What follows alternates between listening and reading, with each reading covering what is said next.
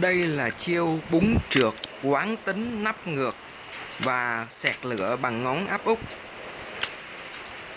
Phần sau là làm chậm lại để thấy chi tiết nha các bạn.